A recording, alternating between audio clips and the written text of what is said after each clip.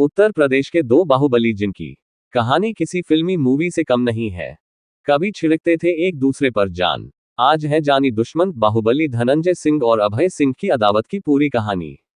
लखनऊ विश्वविद्यालय में एक साथ छात्र राजनीति की शुरुआत करने वाले अभय सिंह और धनंजय सिंह कभी एक ही सिक्के के दो पहलू थे, लेकिन आज नदी के दो अलग अलग किनारे। 90 के दशक के ये दो दोस्त आखिर क्यों दुश्मन बन गए? धनंजय सिंह और अभय सिंह 90 के दशक में दोस्त से दुश्मन बने दो बाहुबली फिर आमने सामने हैं। जौनपुर से बसपा के टिकट पर भले ही श्रीकला रेड्डी चुनाव लड़ रही हो, लेकिन साख धनंजय सिंह की दांव पर है। वहीं दूसरी तरफ धनंजय सिंह के चिर प्रतिद्वंद्वी और हाल ही में भाजपा के खेमे में आए विधायक अभय सिंह का भी जौनपुर की राजनीति से नाता है। अभय सिंह के नाना राजकेशर सिंह कभी जौनपुर से बीजेपी के सांसद थे। अब इस नाते अभय सिंह भी जौनपुर में भाजपा प्रत्याशी कृपा शंकर सिंह के लिए प्रचार कर रहे हैं। ऐसे में एक तरफ धनंजय सिंह तो दूसरी तरफ सपा विधायक अभय सिंह आमने सामने हैं। लखनऊ विश्वविद्यालय में एक साथ छात्र राजनीति की शुरुआत करने वाले अभय सिंह और धनंजय सिंह कभी एक ही सिक्के के दो पहलू थे, लेकिन आज नदी के दो अलग अलग किनारे। 90 के दशक के ये दो दोस्त आखिर क्यों दुश्मन बन गए? आज क्यों धनंजय सिंह की पत्नी श्रीकला रेड्डी कह रही हैं कि उनके पति धनंजय सिंह की जान को खतरा है। दूसरी तरफ अभय सिंह कह रहे हैं धनंजय सिंह लॉरेंस बिश्नोई का करीबी है, उससे बड़ा कोई गुंडा नहीं है, वह उत्तर भारत का सबसे बड़ा डॉन है। विश्वविद्यालय के दो दोस्त कैसे बने जानी दुश्मन? तारांकन। साल था 1991 जब लखनऊ विश्वविद्यालय में छात्र राजनीति चरम पर थी। लखनऊ विश्वविद्यालय का दबदबा पूरे प्रदेश में फैला था। तभी एंट्री हुई जौनपुर से रिश्ता रखने वाले तीन लड़कों की। नाम था धनंजय सिंह, अभय सिंह और अरुण उपाध्याय। धनंजय, अभय और अरुण तीनों ऐसे तगड़े दोस्त थे कि उनकी तिकड़ी विश्वविद्यालय में प्रसिद्ध हो गई। वर्चस्व को बढ़ाने के लिए तय हुआ कि अरुण उपाध्याय को विश्वविद्यालय के महामंत्री का चुनाव लड़ाया जाए। 1994 में अरुण को चुनाव लड़वाया गया, वो लेकिन चुनाव हार गए। हालांकि इन सब के बीच धनंजय सिंह और अभय सिंह के विश्वविद्यालय की छात्र राजनीति के तमाम आपराधिक मामलों में नाम आने लगे और उनकी धमक बढ़ने लगी। धमक ऐसी बढ़ी कि रेलवे के ठेकों पर एक छत्रराज करने वाले उस समय के माफिया अजीत सिंह को भी धनंजय अभय की जोड़ी ने चुनौती दे डाली। रेलवे के स्क्रैप के ठेकों में अजीत सिंह के साथ साथ अभय सिंह और धनंजय सिंह का भी कट लगने लगा। कैसे हुई दुश्मनी की शुरुआत? तारांकन। धीरे धीरे धनंजय और अभय की जोड़ी ने रेलवे के साथ साथ बीएसएनएल के ठेके लेने और उनको मैनेज करना शुरू कर दिया।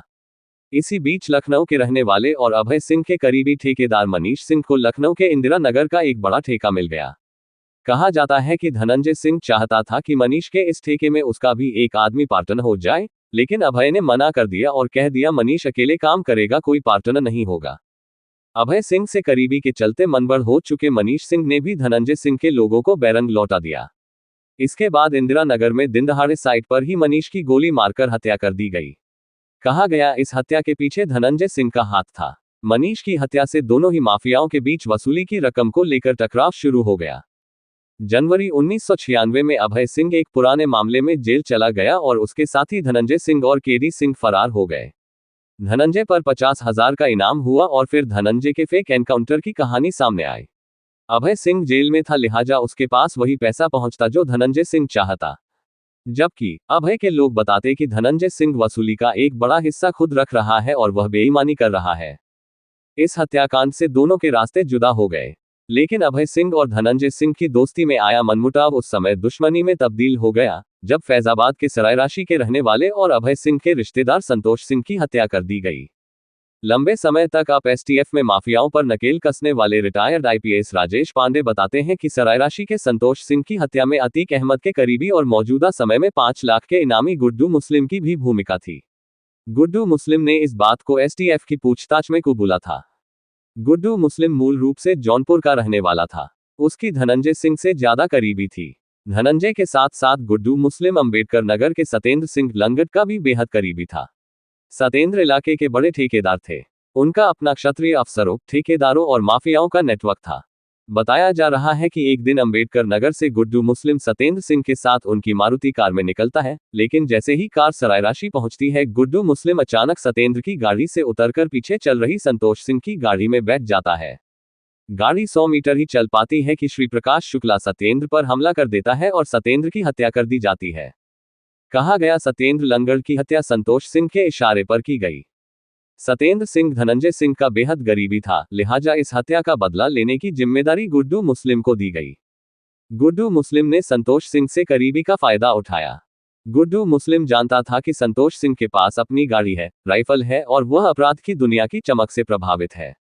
लेकिन वह धनंजय और अभय सिंह के बीच अंदर खाने चल रहे मनमुटाव को नहीं जानता था। इसी का फायदा उठाकर गुड्डू मुस्लिम ने संतोष को बहाने से लखनऊ बुलाया। लखनऊ में एक प्रतिष्ठित परिवार के गेस्ट हाउस में रुकवाया। रात में लखनऊ घूमने के बहाने संतोष को कोल्ड ड्रिंक में जहर दे दिया। संतोष सिंह की मौत हो गई तो उसकी लाश सुल्तानपुर हाईवे पर फेंक दी ताकि हत्या को एक्सीडेंट का रूप दिया गया। अभय और धनंजय की दोस्ती की खाई जाती थी कस्में। नवल कांत सिन्हा ने साल 2004 में मौत, माफिया और सियासत नाम की एक किताब लिखी थी। पूर्वी उत्तर प्रदेश के माफिया और राजनीति पर सालों पहले लिखी गई इस किताब में अभय और धनंजय की दोस्ती से लेकर जानी दुश्मन बनने तक की पूरी कहानी है। किताब के मुताबिक एक दौर था जब लखनऊ विश्वविद्यालय में अभय और धनंजय की दोस्ती की कस्में खाई जाती थीं। छात्र राजनीति को लेकर अभय और धनंजय की दुश्मनी अजय कुमार सिंह से हुई थी। यह दुश्मनी इतनी गहराई कि विश्वविद्यालय परिसर से लेकर राजधानी में हत्याओं का दौर शुरू हो गया था। इस घटनाक्रम कई माओं ने अपने बेटे खोए करियर की खातिर लखनऊ विश्वविद्यालय में पढ़ने आए कई छात्र अपराधी बन गए थे। अंत में अजय कुमार सिंह की हत्या हो गई। अजय सिंह LU के हबीबुल्लाह हॉस्टल में रहते थे। संबंध खत्म होने के बाद अभय धनंजय बन गए थे जानी दुश्मन। अजय कुमार सिंह और अनिल सिंह वीर बेहद करीबी दोस्त हुआ करते थे। अनिल सपा के नेता हैं।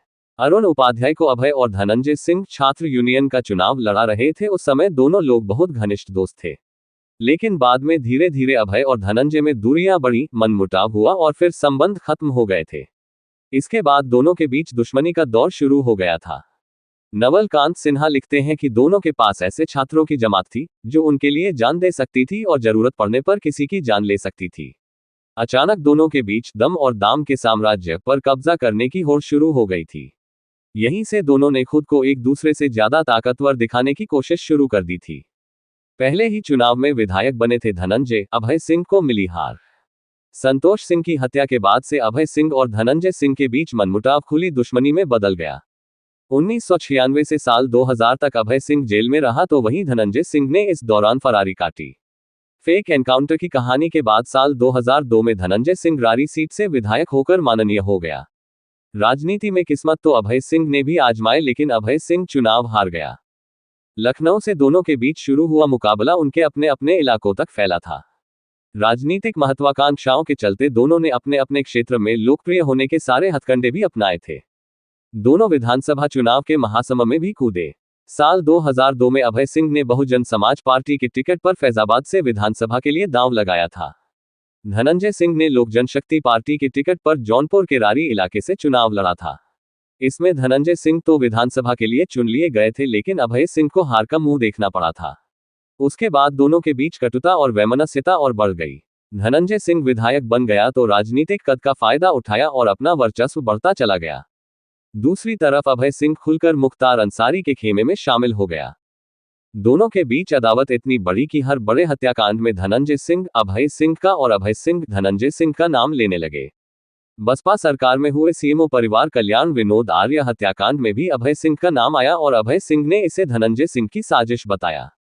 हालांकि बाद में CBI ने अभय सिंह को क्लीन चिट दे दी। एक दूसरे की जान लेने पर आमादा हो गए। दोनों के बीच दुश्मनी इतनी बढ़ी कि दोनों एक दूसरे की जान लेने पर आमादा हो गए। 4 अक्टूबर 2002 को वाराणसी के टकसाल सिनेमा के पास धनंजय सिंह के काफिले पर उस वक्त हमला हुआ जब वह करीबी रामजी सिंह की पत्नी को नदेसर स्थित एक अस्पताल में देखने जा रहे थे। रास्ते में सफारी और बोलेरो से हमलावरों ने ताबड़तोड़ फायरिंग की जिसमें धनंजय सिंह और उसका गनर घायल हुआ। इस मामले में धनंजय सिंह की तरफ से दर्ज कराई गई FIR में अभय सिंह, संदीप सिंह, संजय रघुवंशी, सत्येंद्र सिंह, बबलू समेत कुल 6 लोग नामजद किए गए। एक को राजा भैया का संरक्षण, दूसरे को मुख्तार का साथ। इस दौरान कभी एक का पलड़ा भारी रहता तो कभी दूसरे का। विधायक बनने के बाद धनंजय सिंह की हैसियत बड़ी हो गई थी। राजा भैया का संरक्षण मिलने से उनका कद और बड़ा हो गया था। दूसरी तरफ मुख्तार अंसारी के करीब आकर अभय सिंह ने भी अपनी ताकत में इजाफा कर लिया था। बीजेपी विधायक कृष्णानंद राय की हत्या के बाद मुख्तार अंसारी और अभय सिंह के बीच फोन पर बात हुई थी। उसका ऑडियो भी सोशल मीडिया पर वायरल हुआ था। अभय सिंह के मुख्तार अंसारी से संबंध थे। तो वहीं दूसरी तरफ साल 2022 के विधानसभा चुनाव के दौरान दिल्ली स्पेशल सेल के द्वारा लॉरेंस बिश्नोई गैंग के शूटर दिव्यांश शुक्ला को पकड़ा गया। दिव्यांश शुक्ला एनआईए के द्वारा गिरफ्तार विकास देवगढ़ का खास था और कहा जा रहा है कि विधानसभा चुनाव के दौरान लॉरेंस बिश्नोई गैंग के शूटर अभय सिंह की हत्या की फिराक में थे। यही वजह थी कि जौनपुर जेल से धनंजय सिंह को जब बरेली जेल शिफ्ट किया गया तो जौनपुर से बसपा प्रत्याशी और धनंजय सिंह की पत्नी श्रीकला रेड्डी ने पति की जान को खतरा बताया, तो वहीं दूसरी तरफ अभय सिंह ने कहा कि धनंजय उत्तर भारत का सबसे बड़ा माफिया डॉन है, उसको लोगों से नहीं लोगों को उससे खतरा है, वह लॉरेंस बिश्नोई गैंग का सबसे करीबी है। फिलहाल एक बार फिर धनंजय सिंह और अभय सिंह आमने सामने हैं। जौनपुर लोकसभा सीट पर एक तरफ धनंजय सिंह की पत्नी चुनाव लड़ रही है तो वहीं दूसरी तरफ एसपी विधायक होकर बीजेपी खेमे में आ गए अभय सिंह अपने ननिहाल पहुंचकर भाजपा प्रत्याशी कृपा शंकर सिंह के लिए लोगों से मुलाकात कर रहे हैं।